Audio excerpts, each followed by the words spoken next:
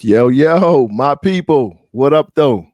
We back with another episode of All Black Men Need Therapy. My name is Chief. My name is Prentice. And I'm Val. Hey, and here we go again. We were having some technical difficulties prior to hitting record, man, and Bell jumped in the nick of time. So if it's the intro sound a little off, my Prentice going second, then you know what had happened. What's goody though, fellas? I low key miss y'all, man. We had to take a little break for a couple weeks, but we back. We back at it. Yeah, Bell, something ain't right. I hear myself, and that ain't cool. Plug it. Put your. You shouldn't be able to hear yourself anymore. Nah, we good.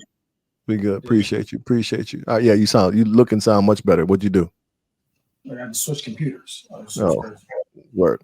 All right. So again, I kind of miss y'all bros, man. We took 2 weeks off. We ain't like we haven't spoken, but we ain't get the session in. So let's go ahead and check in. We got 2 weeks of good stuff going on. P, you got the new place. Talk to us, baby. Check in. How you living? How you feeling? Yeah, man. So we moved, man. Got a new spot. Hands down, the nicest spot I've ever lived in my life. Along with Sarai. So it's man, it's I'm really fortunate right now, man. And then on top of that, y'all, I'm gonna tell our listeners, I'm not announcing it on social media for probably like another month, but I just finished my certification for Pilates, man. So I am now an official Pilates instructor. I got to take my national course in about 4 weeks, man. So I just finished that on Sunday 2 days ago. So I'm about to knock that out and venture down this road, man. There aren't any black male Pilates instructors around the country. I've seen like one or two maybe at most, and definitely ain't no male instructors around here. So I'm kind of seeing a new lane for just health and fitness, man, and wellness, and try to pull brothers in and men in general in that. And I really enjoy it, man. So I've been, taking these classes and I had to test out 3 days this weekend for 9 hours a day of physical testing, man, which was crazy. So yeah, man, a totally new venture and journey for me, man, that I just didn't see coming, that I'm looking forward to. And the new home is amazing, man. So I'm just I'm kind of tripping off of, like our check-ins are the only time anybody asks me how I'm doing for real. You know what I mean? I don't want to take that away from any of my people who may ask me, but it feels like the most authentic how you doing. You know what I'm saying? And so when I reflect on how I'm doing, I think about our weekly check-ins. You know what I mean? Like those are my kind of like my journal entries of where I've been over the past week or a couple of weeks. And that's dope. I'm just tripping off of how I've been going through shit. You know what I'm saying? And I'll say it in our check-ins, like, but it's a trip how you can go through shit, and as long as you still in motion, things still happen. You know what I'm saying? Like, I didn't expect us to get in this spot, to keep it real. Like, this was our number one spot we was trying to get into, and I didn't know if it was going to happen. And we got it, and then the Pilates shit pops off, and it happens, and I'm reflecting on how my last 2 months have been. And it's just really making me think, like, good shit and bad shit happens all the time, right? So it's just a matter of which one you kind of lean your hat on. You know what I mean? Like, you either focus more on the bad shit that's happening and hope shit gets better, or you just take it all with a grain of salt and just highlight the good shit.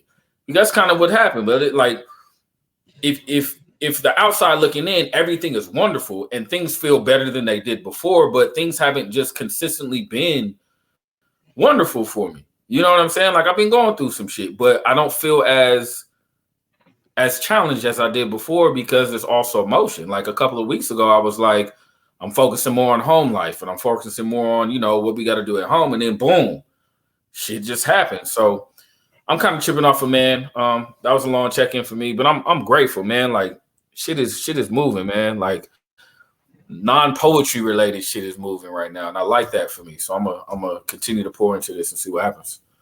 That's fire. Bell, you want to go next? Yeah, I'll go. I'm not gonna front. This whole audio visual thing just put me in the mood real quick. Yeah,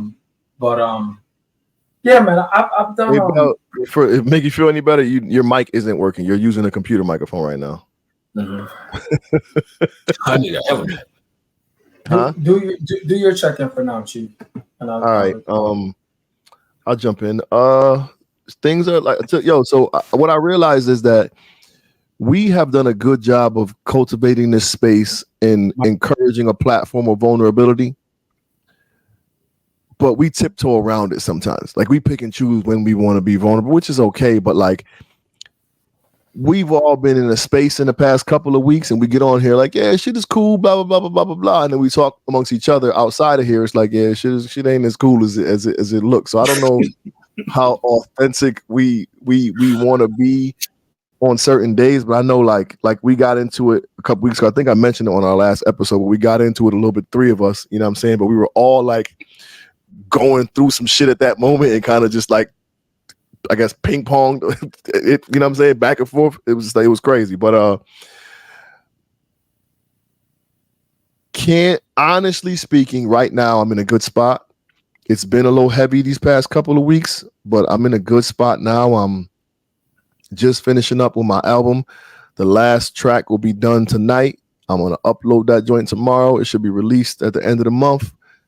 I'm looking forward to our live taping. I met Killer Mike. That was dope. He asked me to come back and meet with his people. I met with his people. His man hit me up today, actually. So it's gonna be some cool shit coming. So look out for Michael and Michael. You know what I'm saying? I don't know what it is. That's gonna be some cool shit coming down the lane. So we'll see how that goes. I'm really feeling good about the album. Its momentum is gonna carry the projects I got lined up prior to its release. I got some, I'm feeling good about it, man. I went to the Recording Academy mixer and met some cool people, made some connections. I think I'm gonna try to hit the next one that pops out. But anybody who's a member of the Recording Academy or know somebody who's a member of the Recording Academy, I need y'all to put them on to me if they're not, and introduce them to my album, my work, and help me get nominated for this Grammy. All Black Many Therapy trying to show up again clean in a mofo in LA. You dig? Oh, we will, bro. We gotta speak that shit. We're gonna be back in February. And I have been speaking it, which is kind of cool. Like I took a video a while ago, and I've been making like personal videos and just kind of like keeping track of what's been going on. So I think I'll put that together as it goes. But I've been really recording a lot of the things that I've been doing behind the scenes and just for content purposes. Although I'm terrible at putting shit out there, but it should all work out. It should all work out just the way we plan it to. Stop saying that. What's that? Should. Stop saying I'm no, forget should. That too. But stop saying I'm what you're terrible at. That's reactive language. No doubt. No doubt. I could be better. Yeah, you can say that. That's good. Or I'm working on, or that's just anyway. Sorry. For sure. Any social media managers want to come work for me? Help me out. You know what I'm saying? Well, all in all, man, kids are happy and healthy. I'm moving and grooving. I'm in a good spot right now. I've just been hella busy. That's all. Literally nonstop all day. But Bellhead, you good? Everything straight over there now? Check in, B. How you living? How you feeling? I don't know. Tell me, how do I sound? You sound great now. You sound it's a little loud, but we can deal with that. Oh no, I could turn it down a little bit. No, you're good. You're good. As long as you don't, because you were just loud a minute ago. You're good right now. That's perfect. All right. I'm good now? Yes, sir. Yep. A lot. So a lot of reflecting, man. I hear echo. Oh, I think we're good now. A lot of reflecting, man. I had to do a couple of things. My check-in may be a little lengthy, but so a couple of things, man. I realized something about so a couple of things happened to me. So not happened to me, I shouldn't say that, but a couple of things I realized. One, I realized that as of late, I've been like meddling. And what I mean by that, I'll give you guys, our listeners, a perfect example, and obviously you guys, but I'll say one thing, like I'm going to be hands off with this.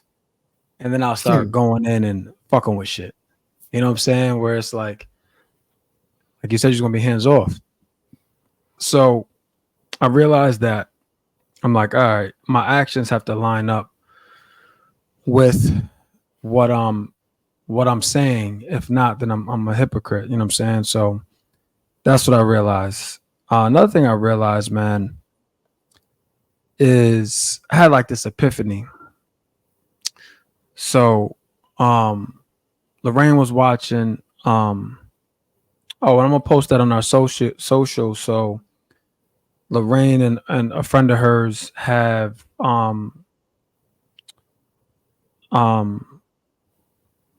put in to speak at South by Southwest. So we can help them by voting for them to get elected to speak, which would be a super dope accomplishment. My wife's a life coach and an attorney. So she's looking to speak at South by Southwest. They've already submitted their bid. But we can help as fans. So I'll post that to the social. But anyway, I was watching a show with her. It's a reality show. It's either called Owning Manhattan or Selling Manhattan. It's on Netflix. It's a good show. It's about real truth. Selling Manhattan. Yeah, I know you be on the reality shows. Be on that shit. Anyway, so I'm watching that, and this is an inspiring show. You know what I mean? Like they literally have a listing for like $225 million or some crazy shit like that. Like it's the most expensive penthouse in the world. Anyway, I think the commission is like $10 million or something stupid. Anyway, I'm peeping like naturally, right? Like they're all fierce competitors. They all operate at a high level, right? You're not gonna be at that caliber of agency and not operate at a high level. You know, like I think the lowest commission that I saw was like 60,000. Like that was the lowest one, but the average is probably like 150 to 250. Like they selling apartments for $2.4 million. Like it's crazy. Anyway, I saw two of the members arguing on there about commission or about something having to do with essentially their livelihood, right? Some level of it. And I'm like, yo, they're arguing or at odds, I would say a difference of opinion over, I think this commission, was 300,000 or something like that. I'm like, yo, like those are the arguments worth having. You know what I'm saying? When I'm trying to convince somebody that I'm entitled to this or they're entitled to this, you know what I'm saying? And it's at this caliber. And I realized something. I realized that two things I realized. One, I can't argue with people about things that are in their best interests. Like I can't do that anymore. Because what I realized is some people just have to learn the hard way. Like I'll give you a perfect example. We have our Husky investment group. And my boy, you know, he's a full-time landlord. Like he has like 16 properties, right? And he was giving one of our people like feedback. He's like, I don't think, he said something to the effect of like, I don't think you guys understand how valuable this information is. He's like, I've paid $10,000 3 times for 3 different courses to learn this. And he's like, and I'm giving it to you for free. And he's like, and I feel like you don't appreciate it. I'm paraphrasing. He didn't use those words, but I'm paraphrasing. And so that coupled with the show, I'm like, I gotta allow people to find their way. You know what I'm saying? Like one of my knocks on me is trying to pull everybody up, trying to do all these things. But then I realized in that the best teacher is showing.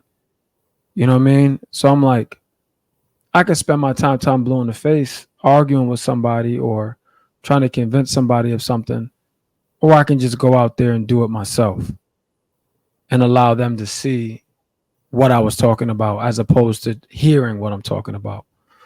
So in that train of thought, I started thinking deeper. I'm like, why do I do that? And what I realized is there's a part of that if I'm being honest with myself, I do that in lieu of doing some of the necessary work to get me to the next level. Like if I'm being truly honest with myself. So it's like, so I spend time trying to get people up to then, all right, once you guys here, I'm gonna move up. But the truth is, if I continue to work on myself and moving up, they'll naturally come along. You know what I'm saying? And then it's like the quote, I can't hear what you're saying because your actions speak so loudly.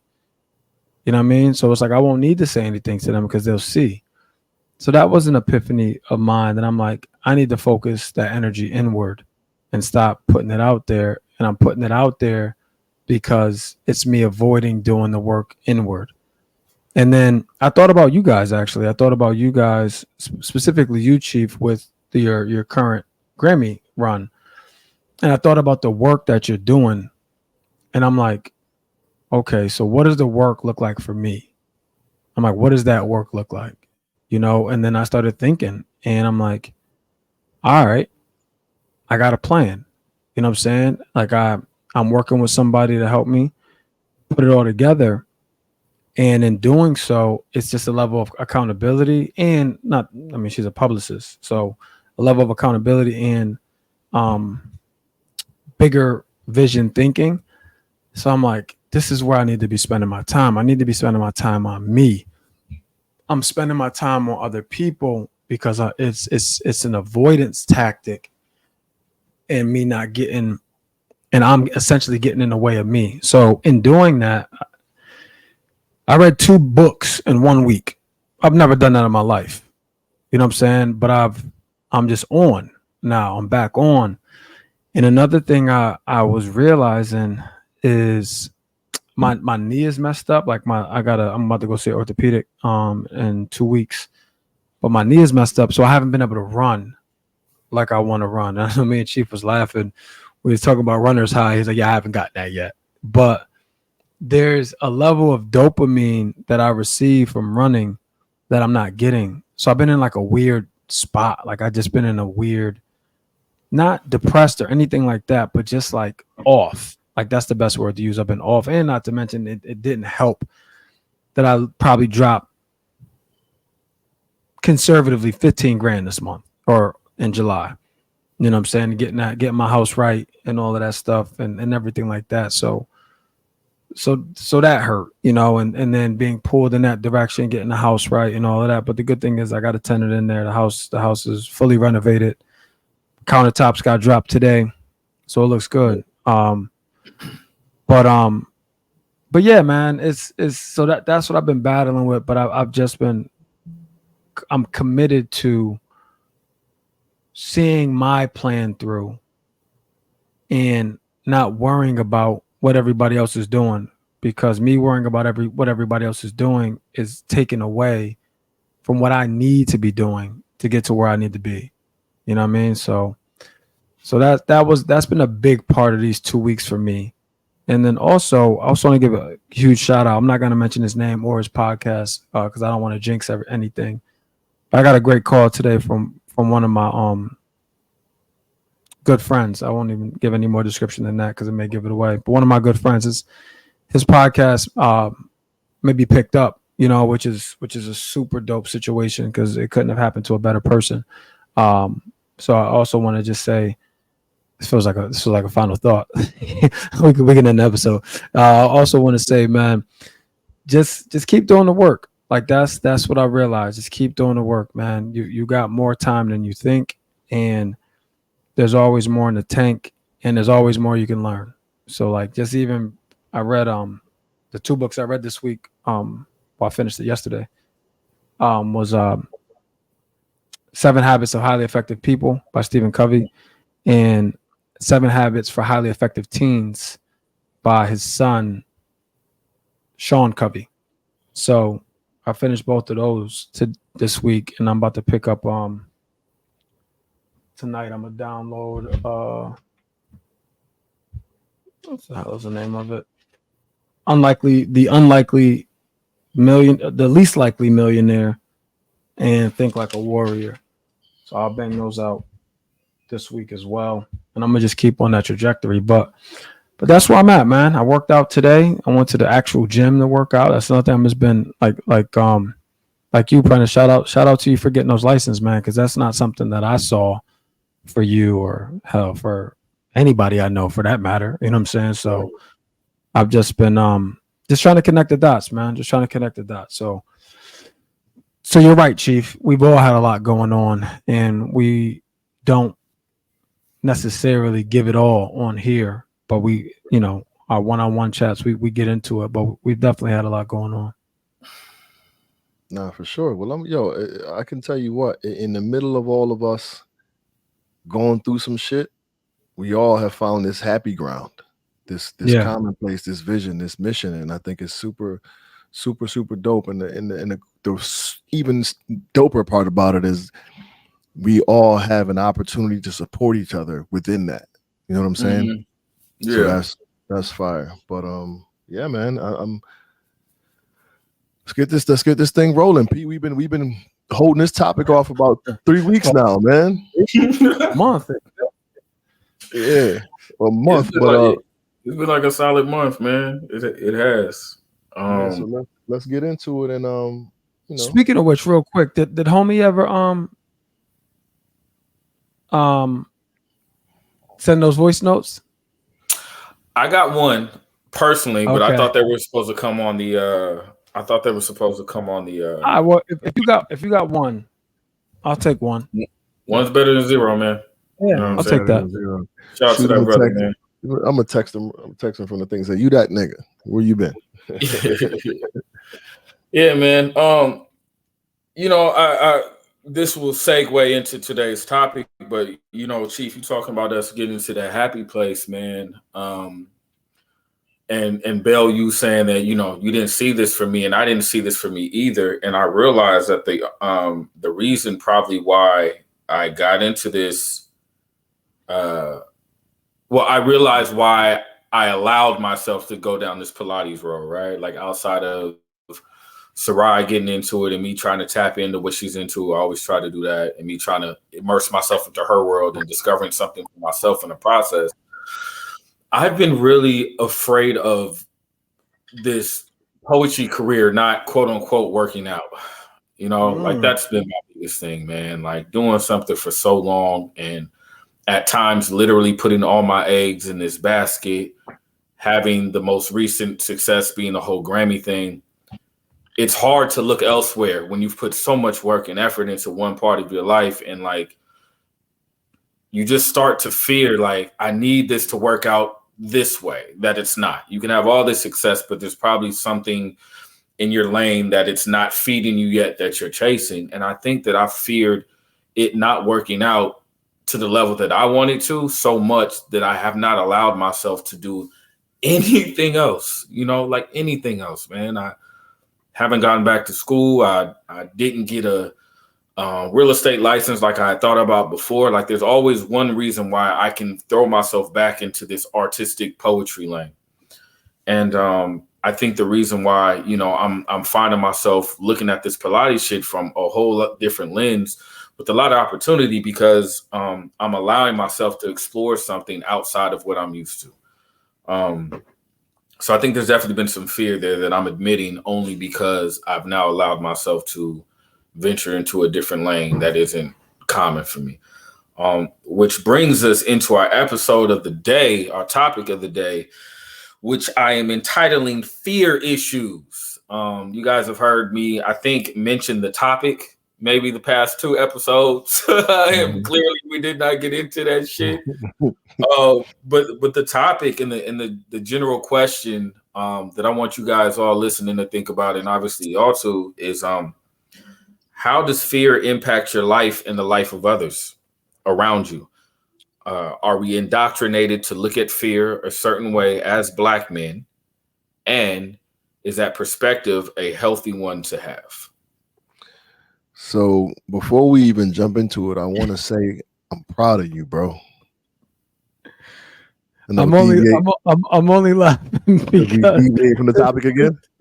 Maybe another episode where we don't get into it. So I want to say I'm proud of you, bro. Bell and I have had similar conversations about what you just said, but to hear you say it out loud is a huge dose of self-reflection, acceptance, admittance, if you will, that you had to come to on your own. Mm-hmm. You know what I'm saying? And Yeah. falling into this lane does not negate the fact that your poetry career is still going to pop. Right. You know what I'm saying? Like it's not all or nothing with that. You know what I'm saying? Like that can still be your bread and butter, and you can still entertain these other things. Yeah, man. Yeah, you're right. You're absolutely right. I just had to allow and I don't even think I allowed myself to.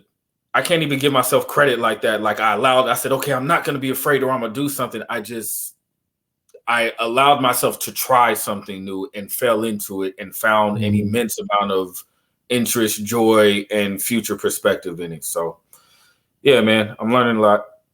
And the cool part about it is you get to do it alongside your wife. Oh, that's the best thing about it. Like that's fire. Mm-hmm.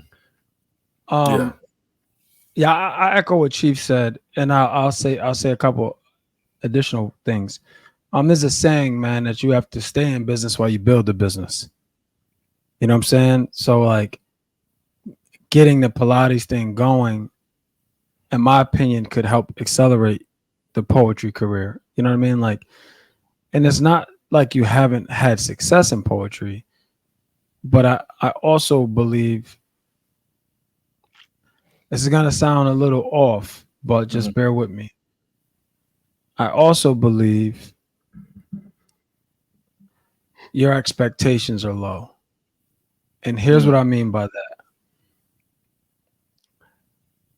I think you've been in survival mode for so long that a little something is like in poetry wise, right? Like a little something like, yeah, man, this is about to be on, yada, yada, yada. And then when it doesn't, it's like, But what I mean by expectations are so low, I think you have runs, and this is anybody building a business. There's going to be runs, and there's going to be spurts. There's going to be things like Chief is on a run right now.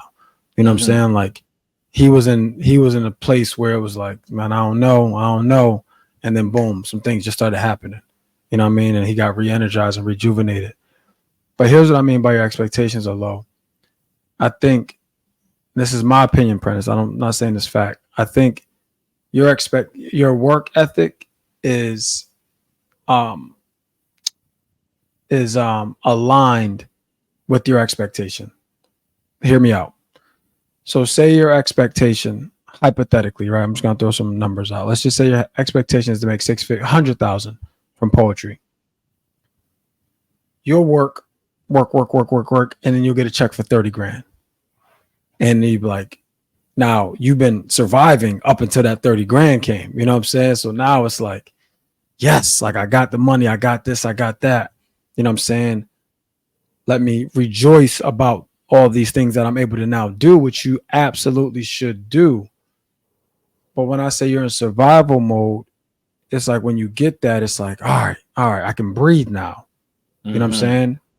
Where it's like, if your expectations was 400,000 like that, or 300,000, you would know like, okay, this 30 grand is just 10% of the big picture.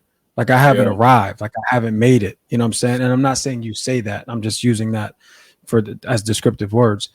You know what I'm saying? Where it's like, okay, basically, as opposed to be like, oh, okay, so this is on my way to 300.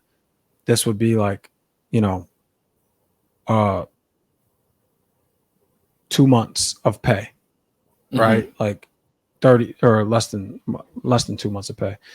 But on my way to 300, so like this is what's supposed to happen on my way to 300. I'm supposed to get a check for 30, supposed to get another check for 30, then a check for 50, then a check for 60, and then in 2 years I'll be at 300 or whatever the case. You know what I'm saying? I think when we get in survival mode sometimes and we get that relief, we could take our foot off the gas. Yeah. You know what I'm saying? And as opposed to pressing on, knowing that this is just part of the journey. You know what I'm saying? Like I'm supposed to get 30,000 at checkpoint A. I'm gonna get 40,000 at checkpoint B, and shit, checkpoint C, I may only get 10,000. But I know that's still on the road. Like I'm not slowing down because this is only 10% of what I expected to get. You know what I mean? But that's my thought. That's real. It's funny you say that because we've been in here in the house for it'll be a week today that we've been here. We started moving last Tuesday. And it's funny you say that, bud, because any other time, like this place is fucking beautiful. Yo, was that your gym that you posted? Nigga, that's my gym, bud. That shit is fucking crazy. It's like a resort. Thought that was that's exactly where I thought you were at. I'm like, this must be the Pilates center or whatever. I'm like, that shit is fire. It's fucking crazy here, crazy, and I'm a block away from where we were before, and it's such a night and day difference. My point. Mm-hmm. I wake up every morning since we've been here. I walk out of the bedroom, and there's a hallway, and our living room is fucking enormous. And I walk into this, and we have a great view out into the patio. And I walk in here, and any time prior to this time, Bill, I'd want to spend the day sitting on the couch, enjoying watching the Olympics that's on right now, probably drinking mimosas and soaking in the accomplishment. Anytime prior to this time, but I've yet to sit down in here for a day because I'm always thinking, let me go to the studio and learn a lesson plan, or let me get this done, or let me get that done because this can't be it. You know what I mean? And it's like almost like I have to. This is that first $30,000 check that has me recognizing it's not the total 300,000. If that makes sense. You're on your way. Right. But I realize the urgency, right? Like I can't have the same mentality and maintain this quality of living. I can't. It's not going to happen. It's not going to happen.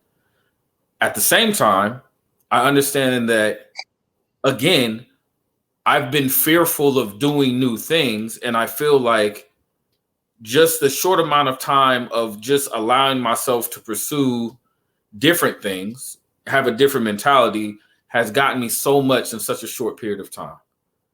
You know what I mean? And so for me, going back to the question of the day, I fear a certain level of success in a way. You know what I mean? Like I fear the work that comes with that level of success because everything has been so easy. And when something seems challenging to me, I tend to divert back to the thing I can have success with that isn't as challenging. The easy. You know what I mean? Like I have poetry in my pocket always. That shit is cake. And I can get a good check out of that. So rather than push through the thing that I'm afraid of, I just go back to focusing on that. Let me record some shit. Let me write some shit. Let me line up a couple gigs so I can get my money up and not go down a different lane or a different street or pursue anything different. And I feel like now with the Pilates and the house thing happening simultaneously, it's telling me like, yo, there's more out there for you, man. So I realized that ironically, as much fucking success as I've had, I fear success to an extent and what can come with it that I'm not familiar with. That boy preaching, ain't he? What? I ain't even preaching, but it's just real shit. Oh, you know, like I mean that in the most sincere way. Like I'm not even trying to be funny. Like this is up there with some of the most honest words you've spoken. Yeah, on this is up there with everybody needs a bad guy for sure. Yeah, yeah, like, because here's the reality, Prentice. Like I be telling when we talk about my dad always think he getting over on somebody. I be telling my mom, he ain't low. You know what I'm saying? Like you ain't low, bro. I see what you're doing. So I say that to say, like, all those thoughts and everything you just said, like we already knew that, Prentice. Like you wasn't That's low. weird. You know what I'm saying? Like we already knew it. But it's one of those things where it's like there's only so much you can say to somebody. Yeah, you know what I mean? It's like, you know how they say, and this is a harsh comparison, but you know they say addicts have to hit rock bottom before they're willing to do something. And that's the thing, man. It's like you you summed it up perfectly. You are afraid of success. And I also think that your definition of success is skewed. You know what I'm saying? Like, and I think all of our definitions of success are skewed. So let me just be very clear about that. And I think that has to do with our upbringing, has to do with what we've physically have touched ourselves, what we've been exposed to ourselves. You know what I'm saying? It's very easy, Prentice, and for you specifically, like you are one of the biggest names in poetry, period. Nothing to talk about. You know what I'm saying? But that could also become a crutch. You know what I'm saying? You can lean on that stardom. Like, shit, I'm Prentice Powell. You know what I'm saying? And allow that to carry you, because it will carry you, you know, because it's not like your name don't hold weight. It does. But it's like, but what's them checks looking like? You know what I'm saying? Like, what's the plan? Like, that's what I always say to both of y'all. What's the plan? Like, that's why I love seeing what Chief is doing, because it's planned out. Now, I don't always agree with the plan, but as I always say, I'm not the creative. You know what I'm saying? Like, that's not my lane, but it's a plan. He's like, nah, Bell, I'm gonna do this, I'm gonna do this, and I'm gonna drop this. And he and I had a difference of opinions. Like, I didn't agree with the timeline, but you know what? He got a plan, execute it. And I think with this Pilates for you, there's a regimented plan for you to follow. You know what I'm saying? I take these training courses, I learn these lessons, then I get it, then I pass the test, then I'll take the national test. Like, you can see the trajectory, and that's the challenge with entrepreneurship, especially in a field that hasn't been done. Like, if you became a realtor, you'll be part of a real estate agency.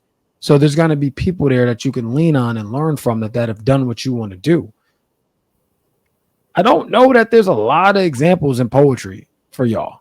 You know what I'm saying? Like, I feel like the genre is finally getting the attention and recognition it deserves. So that means that you guys will be the catalyst for what is possible. You know what I'm saying? Right. Like, we all know Jay Ivy, but that's still just one person. Like, there hasn't been multiple layers of successful people. When I say success, I mean that can just do poetry for a living and provide for a whole family, you know, and create generational wealth. That's what I mean. So that's my 2 cents about that. I feel like I've been talking for a while. Chief, I think I cut you off actually, and you probably no. I mean, I think we were both on the same wavelength. I think it's just, this is a level of honesty, man. This was a level of honesty and self-awareness that I think is going to be crucial to your growth, P. And if I'm being honest, I think the Pilates is going to the Pilates is going to light a fire under the poetry. 100%. It may. I'm not even looking at it that way yet, because I just started. But the scary part, the scary but not scary part, is the fact that I'm spending my days thinking more about this Pilates shit than I am poetry. That's what's kind of scary. You know what I mean? Like, you want to stay in the wave, and I ain't never gonna stop. But I'm putting way more time into this than I am my poetry right now, and that's not normal for me. You know what I mean? At all. So I really want to get to y'all talking, because I know we all know we can spend a whole fucking episode on my ass anytime. And I don't want to go to therapy. That is a great point. That is a great point. That is a great point. But, nigga, yeah. So I got questions. Shit. Chief. Yo. Question for you. Yes, sir. When does fear play a large role in your life?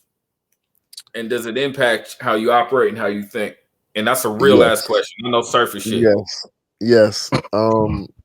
As it pertains to shit, but as it pertains to this poetry thing, man, I should have been jumped.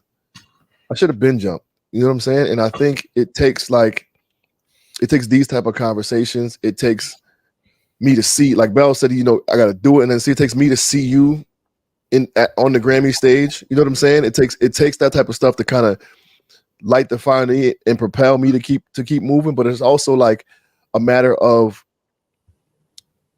it's crazy because it's twofold, because it takes me seeing you guys doing these things, but also doing them for myself and reaffirming myself.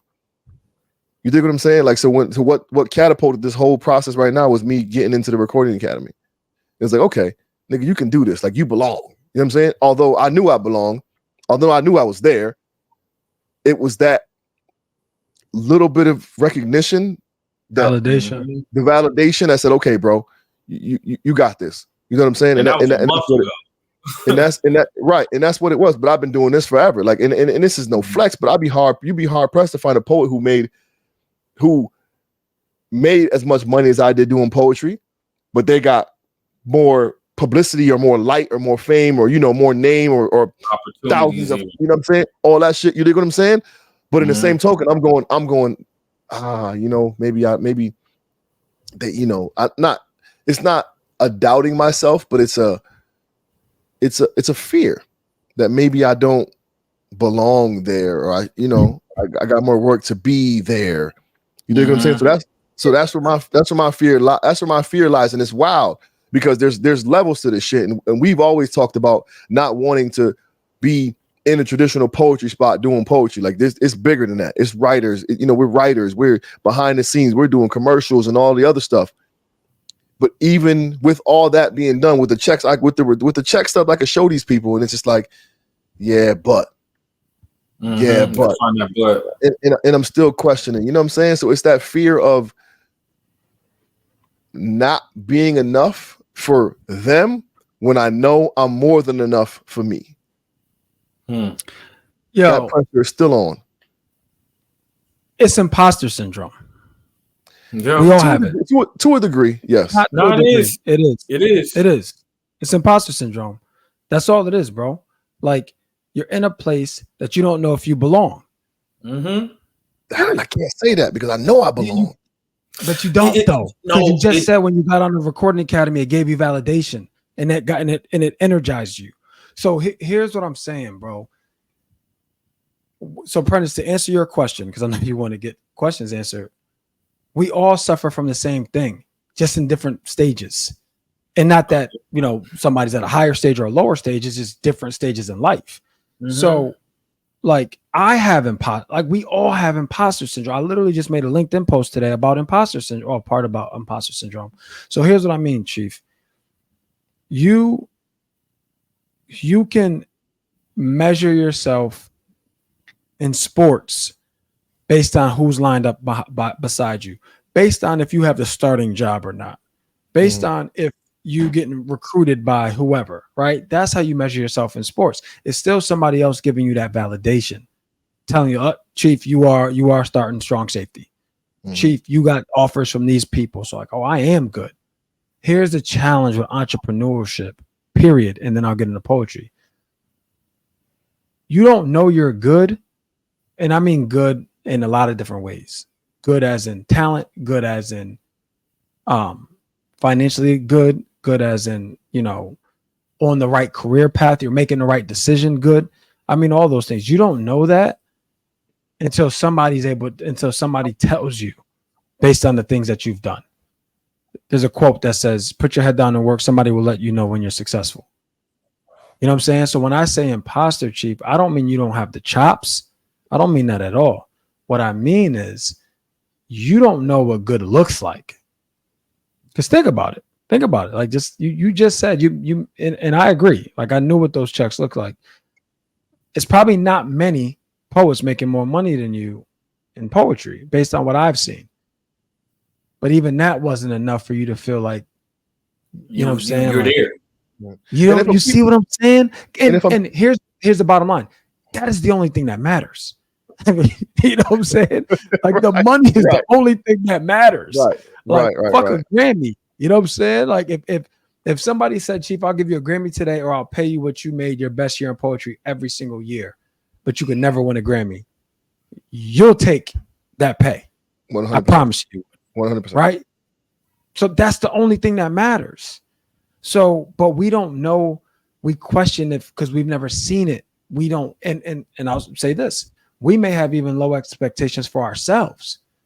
Like when you get to it, like me, that's where I'm at right now. Like that's what I realized. I'm like, I'm my biggest mountain right now. Like there's a book, The Mountain Is You. That will be the next book I'll read next week. Like The Mountain Is You, and we can't. It's so hard to visualize because in our minds we're doing okay.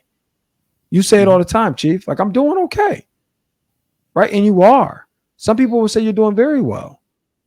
So it's like in our minds we made it, but no, there's another level.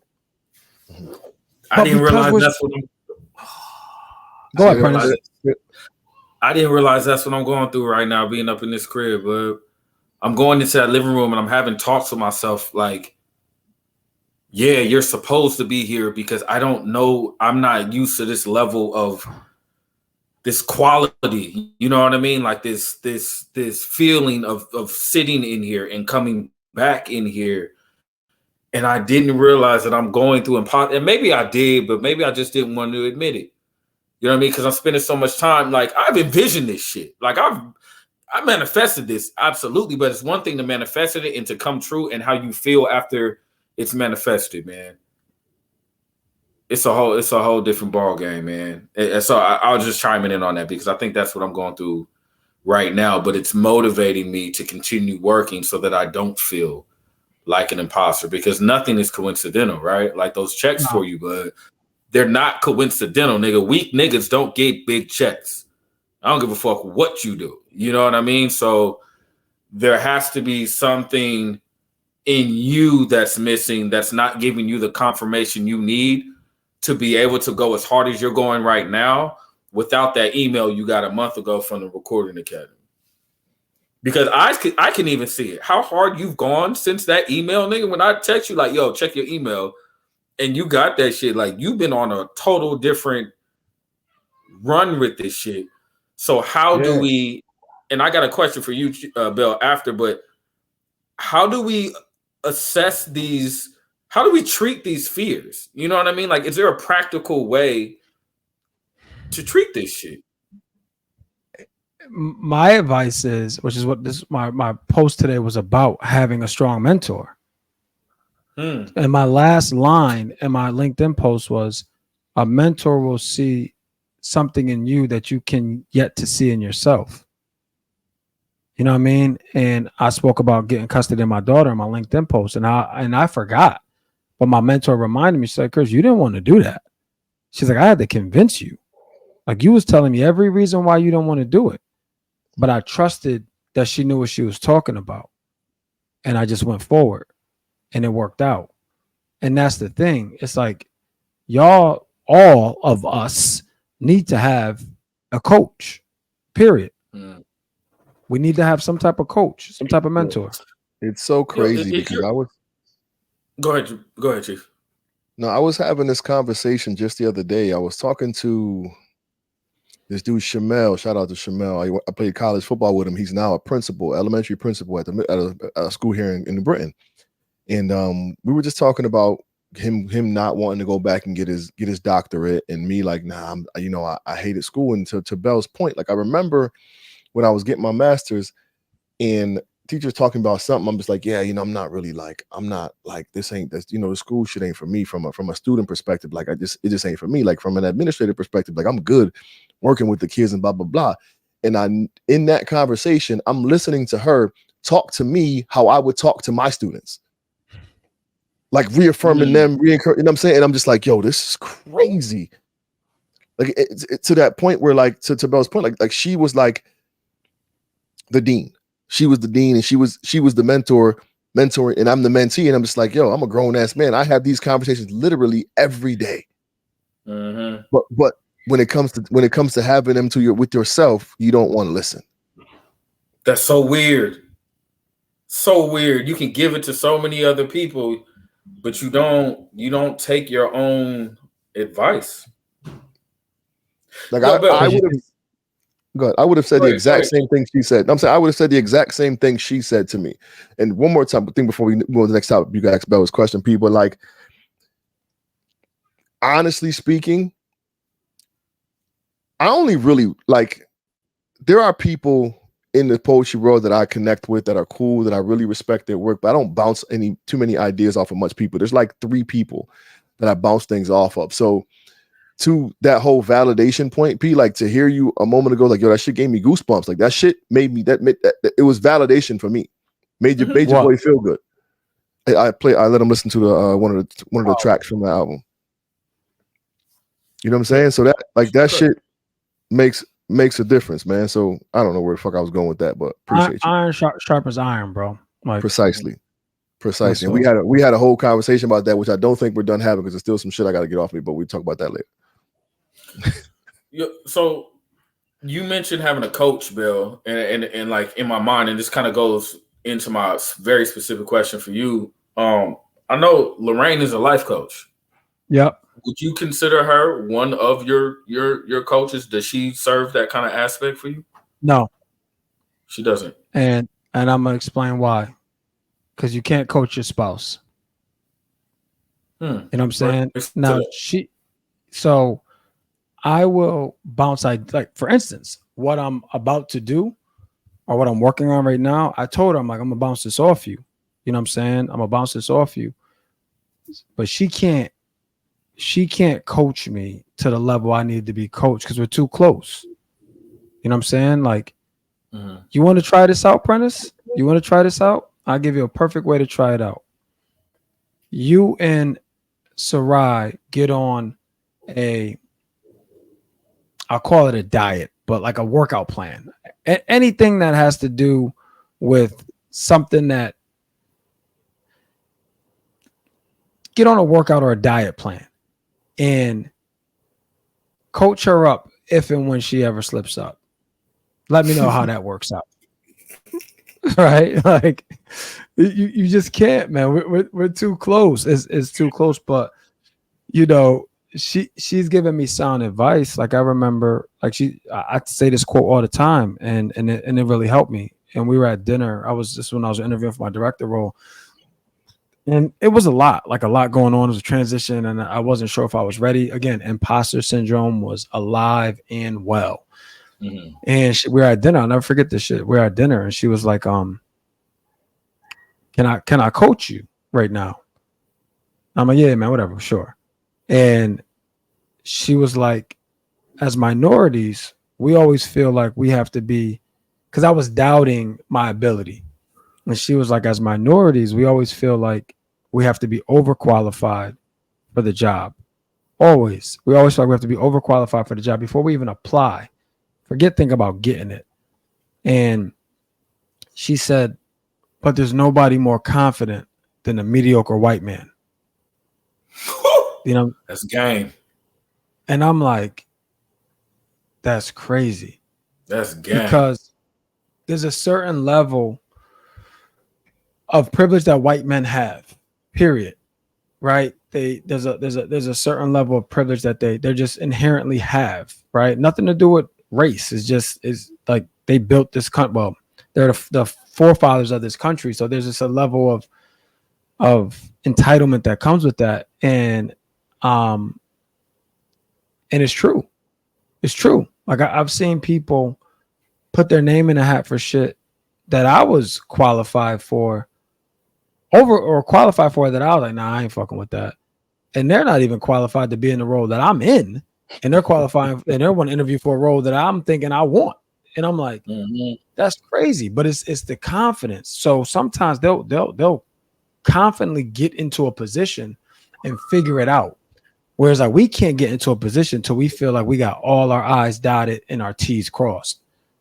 You know what I'm saying? So that's the one time, I shouldn't say one time. She gives me little nuggets, but in terms of like weekly meetings with the coach, like I would have. Now, we can't do that. But she's a good sounding board. Do you have any specific fears in your role as a husband? And I ask you that because, again, that's a good question. Knowing what I know of you and how I perceive you, I've been to your home, I've met your family, I've met your wife, I've met your son. you, in my eyes, do a very good job. And just, like casual things you'll talk about, offline that you got going on, you to me do a very good job at taking care of your family. You know what I mean? Like, you seem to prioritize your goals line up with, it may be subconscious or indirectly, but their well-being. And I often wonder, because it's something that we don't really talk about a lot. I notice on the podcast too. We don't really talk about you as your husband, as a husband too much. You know what I mean? don't. Like, that's not a topic that we go down. And I'm not trying to necessarily dig, but I did wonder. I have nothing to hide. That's not what I'm implying at all. It's just not a topic that comes up much in our conversation on the podcast. And while I was thinking about this, I try to have questions specifically for the both of you, and that was one that I wanted to know, because we go back to that confidence.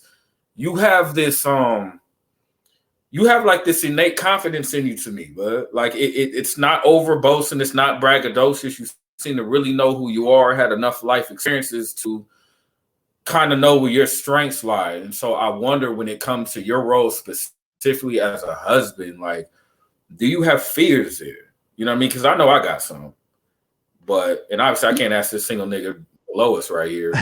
So, he's working on to get a girl first. He got God damn, nigga, get somebody to take the Cheesecake Factory so we can ask you some shit. Well, we got about 45 days. Do you have any fears? Before we got to find somebody to Colorado. Yeah, I do, man. Of not being enough. That's a fear. But when I say fear, it's not something that lives with me. You know what I'm saying? Like, it's not something that, like, I wake up every day like, I don't know if I'm gonna be enough today, so I got to go make it happen. But I do different things. You know what I'm saying? Like not being enough. Like, not. Honestly, if I'm being honest, most of my fears, dude, are centered around financial security. You know what I'm saying? And I think that with you. Yeah, and I think that comes back to like financial security and emotional security. Those are my two biggest fears when I say not being enough. Like, a fear of mine is, I'll give you a perfect example, right? This will be some intimate conversations, right? So my dad came up the other day. I had to take him to the airport. So he came up Friday night, and me and Lo was like, well, fuck it. We got a babysitter. So let's just go out, and I was excited about that. So we got dressed. We went to this dope restaurant in our town that we like going to. And I'm in a place where I'm like we free, you know what I'm saying? We could drink, we could have a good time and chill and catch up. But she was in a different mind, right? Because she's going through some stuff right now that it's par for the course. Like, it's like, yeah, you're close. This is why this is happening. You know what I'm saying? But I didn't know what I was walking into. You know what I'm saying? And you still got to bounce, right, Prentice? So I'm not gonna go. Nah, I sent a text. I sent a text message. We solid. I sent a text. Okay. Because you frozen, so we can't even see you. That's why I was asking. But it's all good. Shit. But anyway, it's all good. Don't worry about it. What I was saying. So we had a situation. I'm not gonna get into that right now. But we have some decisions we have to make, and I didn't know that that's the conversations I was walking into.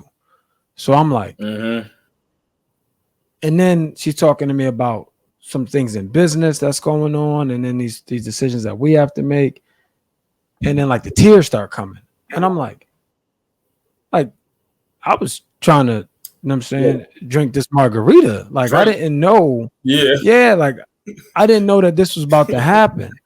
You know what I'm saying? So now I'm like, turned on. So now I'm like, okay, she needs me in a different capacity right now. You know what I'm saying? Like, she needs me. Right. She needs me to hear her, like, what's going on. And it was internal stuff. Like, it wasn't necessarily stuff that had to do with it. Well, one big piece of it had to do with us, but it was internal stuff. So I need to hear her and then coach her in that moment, because that's what she needed from me. But I couldn't be her coach, but as a spouse, you coach in pockets, not as like a life coach. You know what I'm saying? Like that's why I said I could never be her coach and she could never be my coach, but we coach in pockets. So that I think about like the work I've done on myself, and I think about the work she's helped me do. Like I go to therapy because of her, period. So I fear that I'm not, one day I may not be as receptive to everything that have been. And I fear that emotionally there could be a time where I'm not there. And I fear financially there could be a time when I'm not there. You know what I'm saying? So that's what keeps me going. So I was talking to Chief, I think, about the Channing Crowder's clip that went viral. Where he was like, don't get you a passenger, get you a co-pilot. He's like, don't get nobody in 33F. He's like, you need a co-pilot. He's like, you need to know if something happened to you that they can land this motherfucker. You know what I'm saying? And that's what I have in low. Like I have a co-pilot. Like you want to see somebody operate at a high level, put us in a crisis. Period. You want to see two people operate at a high level, put us in a crisis. You know what I'm saying? Like we flip on. You know what I'm saying? And it's just like tunnel vision. Like, all right, how do we get through this? You know what I mean? So that's what I have in her. I have a partner. I have a co-pilot. And for me, it's important to be there for her when she needs me in whatever capacity that is. Obviously, the way I'm wired growing up broke, finances is always on the front of my mind, but that's not on the front of her mind. Like, just look at how she fucking spends money. But that's neither here nor there.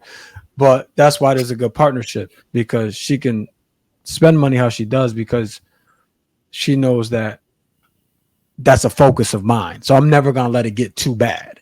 It's almost like where it's like I'm her barometer, where I'm like, all right, motherfuckers, calm down. Yeah, give me your credit card. Stop fucking playing with me. Right. Yeah. Like, but it never got to that point. But exactly, that's the thing. That's why it's just a good partnership. So my fear is just that I can't be there for her and my family. Like, forget her, like my family, be there for them in the capacity that they need me to be there for them in that moment. So that's just a fear. But that's why it's important for us as Black men to keep up with ourselves. You know what I'm saying? Keep up with our mental health, keep up with our mental wellness, keep up with our physical health, our financial health. Like all of that shit plays a part, because if you can't be, that's why I've been off, bro. Like I spent all this money this month. I haven't been able to run. So I've been off. You know what I mean? Because now all these things are being triggered. Like my ability to show up, how I need to show up, is being triggered because there's so much that's going out. You know what I mean? Like I'm not able to replenish anything right now. I can't replenish my wellness because I can't run. I can't replenish that money because it had to be spent. You see what I'm saying? So now I'm vulnerable. So that's where it's like, that's why I'm uneasy. That's why I was going through some things. Are you aware of that in the process? You know what I mean? Like, are you self-aware to know that's what's happening in the process? Or is this something that kind of comes along like in conversations like these? You know what I mean? Does that make sense? Yeah, it makes perfect sense. Like, are you able to identify you're off while you're off? Yeah. And because again, that's how I know I'm not depressed.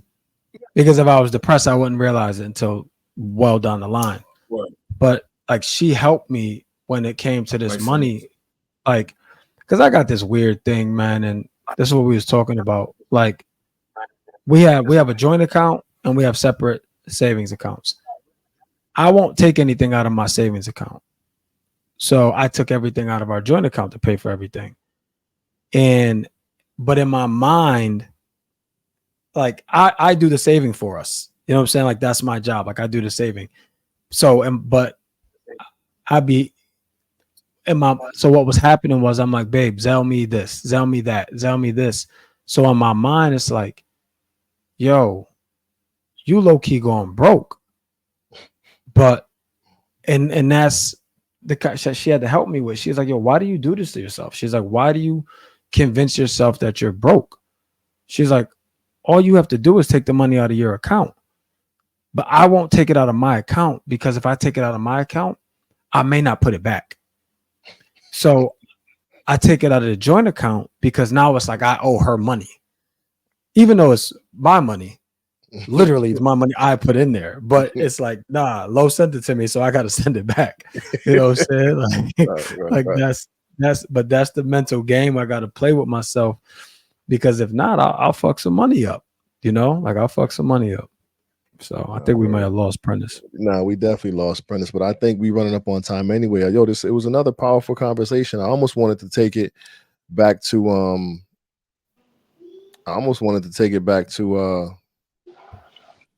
and not even have the whole fear conversation, because it was getting good and going down the line. P, we running up on time. I don't know if you had any more questions you wanted to go with, or no.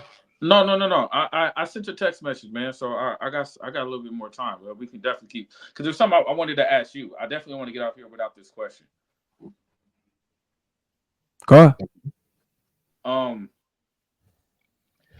I think, but like when I look at you in fatherhood, man, given your dynamics, the one we can relate to, the information I know, the way you bust your ass for everybody, especially Mia, but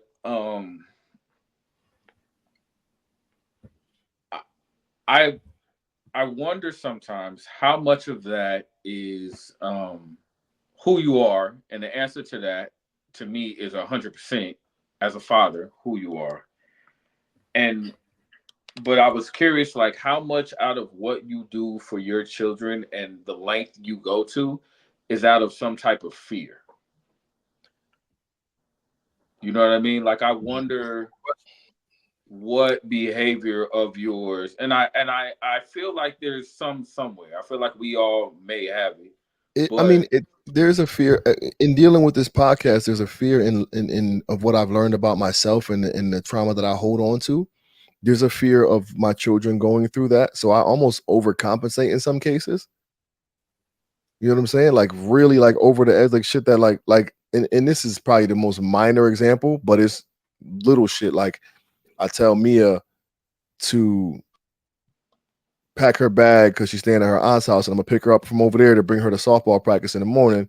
And she does that, but she leaves her cleats she leaves her glove at home, or her bat. She leaves her bat at home. And I'm just like, this practice is an hour away. I could easily just bring her there, let her use somebody else's bat, and she'll be good. But I got to go home to get this bat that she don't really need. And I feel like that's an overconversation, because mom like, oh, you left it home, too bad. You hit. You know what I'm saying? No. You wouldn't have a $500 bat if your mom had to buy it. That too. But like, I really do feel like in many cases I overcompensate with my kids, and not to I beat myself up sometime. If I'm being candid, I beat myself up sometime because it's funny.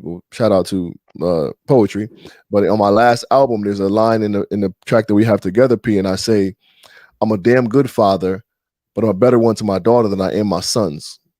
Do you know how hard it was to admit that? And the reality is, like, and I think it's partly because I have Mia like just significantly more. It's not like I don't have my boys, but I just have Mia significantly more. And I feel like she gets more of, because I have her, obviously she gets more of me than the boys do. And I start to feel guilty for that shit. And I fear sometimes that I'm not doing or being enough for them. Remember how I told you when I picked them up one day, they were kind of like reluctant to come, but they kind of like the love they gave their mom on the way out. I was a little jealous and envious of that. You know what I'm saying? So like, I got to start building my boys market shit. This shit don't feel good. Right. You know what I'm saying? So I fear that's a fear within that right there. But as far as like, just being an overall good dad, I think I'm doing an amazing job. But I do fear there's always something missing. And I don't know, what I'm saying, necessarily what that is in certain points. Word. Yo, it's crazy, man, because I realized this today. I was talking to one of our really good friends, Chief. I won't mention their name, but they've been in a relationship, and their child hasn't met their significant other. Mm-hmm. And I was like, no, when they told me that makes sense. They've been dating for roughly about a year. I'm like, that makes sense. You gotta make sure. And I thought about it because he was like, I'm gonna talk to their mom and this and that to make sure that, you know, yada yada yada. And I thought about it, yo. It's like I've never not lived with my children. You know what I'm saying? Like I've not, like once I graduated college, like I had Brianna, or like she was living with me. You know what I mean? So sometimes I hear you guys and I'm like, I really don't even know that I know what that feels like. Mm-hmm. You know what I'm saying? Like, and you think about like Lorraine basically helped raise Bree. You know, like she's been there since Bree was 11 or 12, something like that. Bree's 27 right now. So since Bree was 13. You know what I'm saying? So she's been there her whole life, you know. So my point is, don't beat yourself up, dude, because it's hard being in a relationship and being a parent and being an example and doing all these things. So co-parenting, like, I can't imagine how challenging that is. You know, having to split time, split ideologies, right? Split this. Like Chase had a whole meltdown for bedtime today because punk ass Lorraine be letting this motherfucker get like more iPad time before bed. And I always wonder why he always wants her to do story time. Like he's cool when I give him a bath, he's cool with all that, but he always wants her to do story time because after story time, she lets him watch the iPad for like 5 minutes. Where I'm like, nah, bro, that's not happening. Like I don't. And then she's like, no, but he's just a really good negotiator. That's why I let him. I'm like, first of all, listen to yourself. Or are you a like, terrible negotiator? Listen to yourself. Like, what are we talking about right now? Like this 4-year-old is telling you what to do. So anyway, like something simple as that. And I live here with them. So I can imagine the potential separation in parenting when you guys aren't in the same household, you know? So I mean, think about it when you go on some trips, bro, and you be like, damn, I just want to get back to my shorty. You know what I'm saying? Yeah. Like I bite the bullet, bro, and I let the kids, like I bite the bullet and let the kids wake up with their parents on Christmas and the holidays, and like I just, you know, I get them after, and that shit sucks, bro. That shit is terrible. Waking up on Christmas and the house empty, and I got to go get my kids later in the day. Well, you know might what I'm want to do some negotiating. So again, you know, I've always been about not arguing, is being about the peace. If that's what it takes, I'll bite the bullet. I can deal with that. Yeah, but I also think you've been very lenient over the years, and you deserve at least one.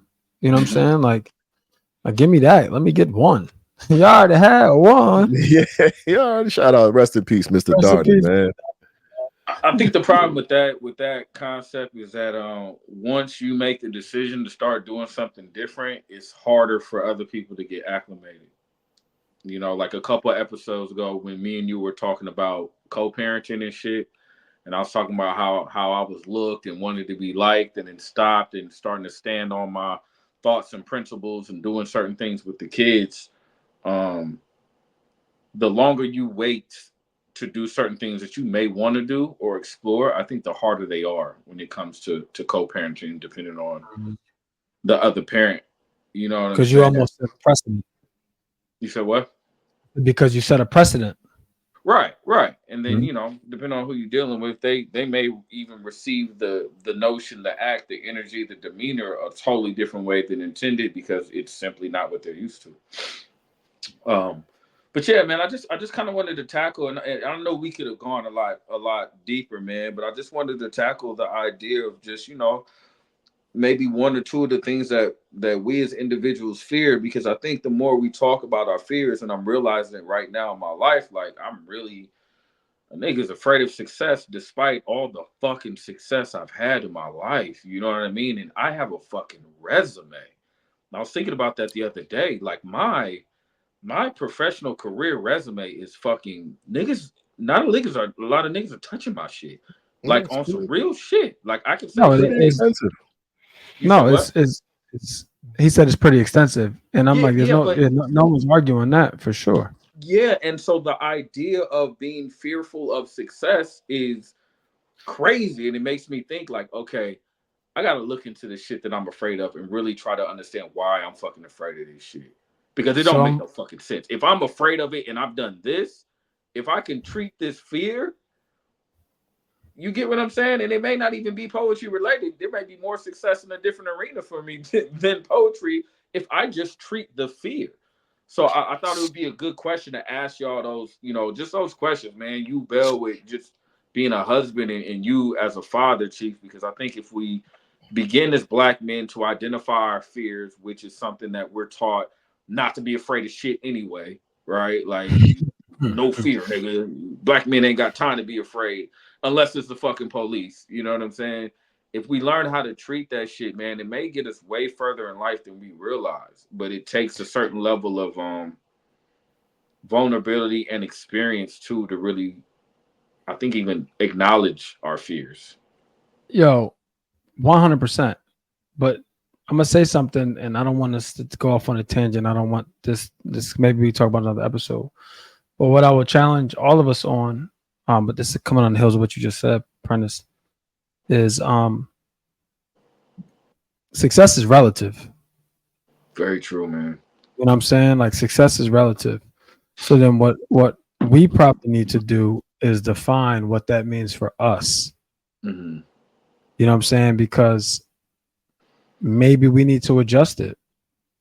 Because if Chief, in your case, if success is the money you made in poetry, but you still don't feel successful, maybe we need to readjust that definition. You know what I'm saying? Prentice, if your resume, not if, your resume does speak volumes and that is success, but you still aren't where you want to be, maybe it's that plus or that and.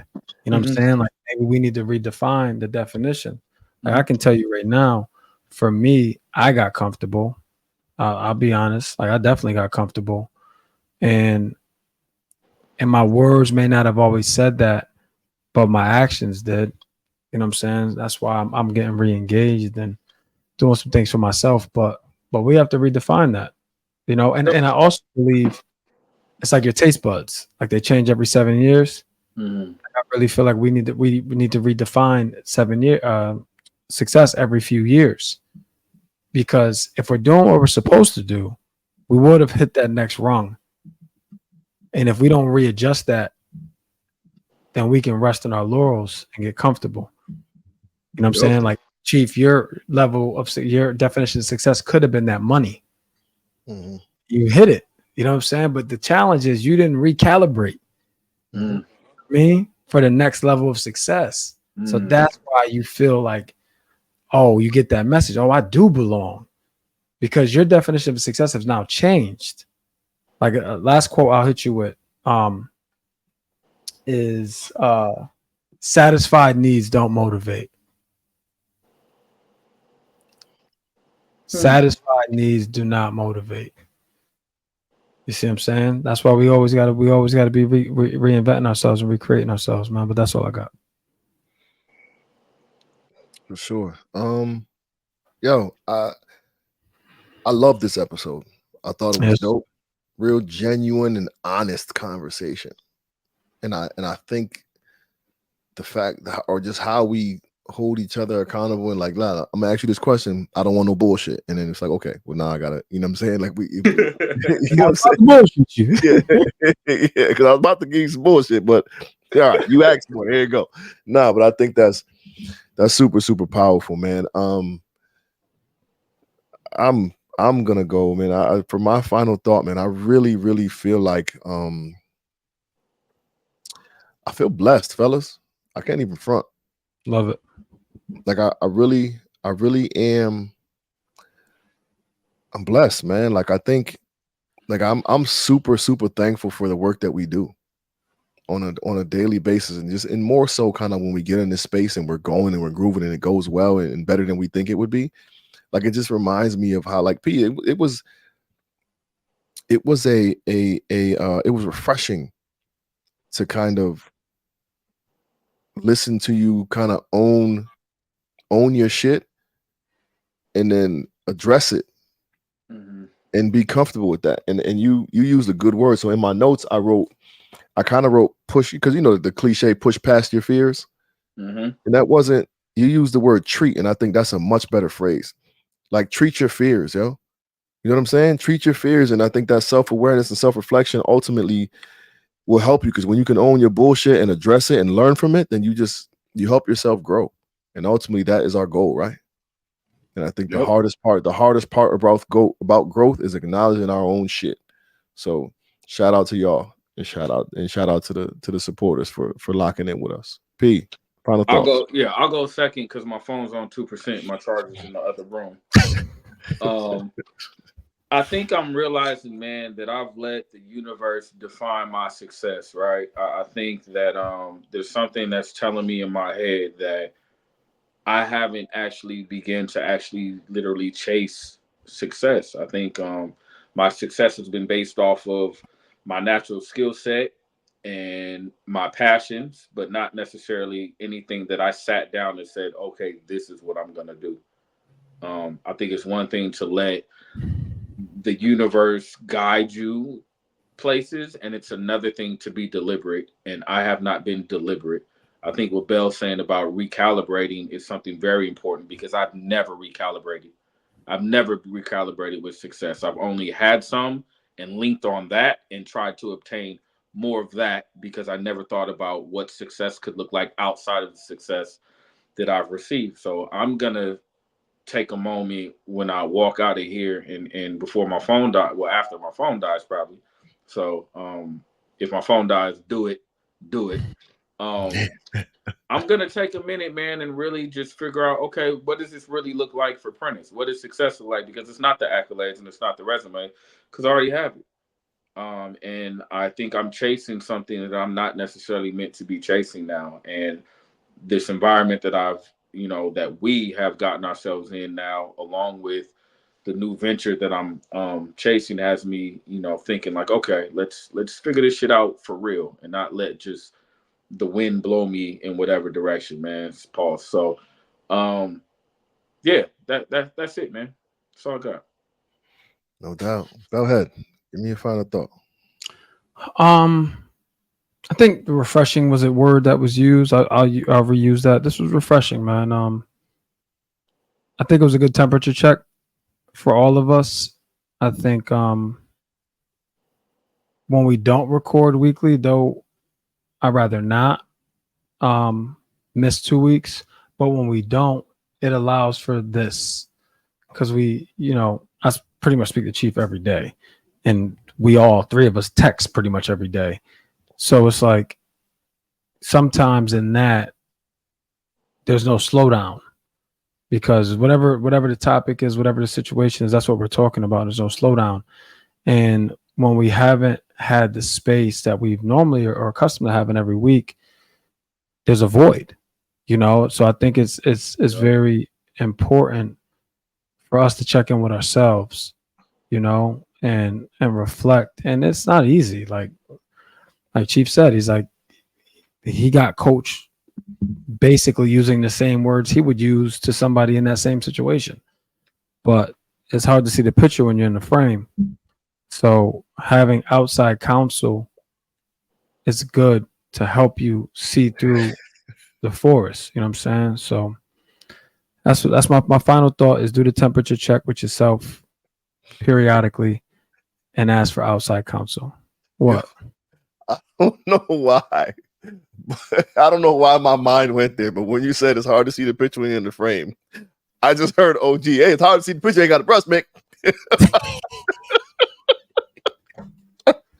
I don't know. That's some shit that OG would say. Hard to see the picture. You ain't got the breast, Michaels. Oh shit. Anyway, OG is my dad, Prentice. You haven't met him yet, huh? I'm lost as fuck. I was letting y'all niggas at the moment. The OG is, but he'll say shit like that and just have you bugged out, man. I asked him one day, Prentice. I was like, one of my friends got a Volkswagen. Dad, can you fix a Volkswagen? He's like, shit, boy, I'll fix anything from a billy goat to a steamboat. I said, that's range like a motherfucker. I said, okay.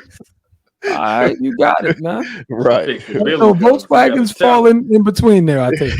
Yeah. Volkswagen's definitely somewhere in that range.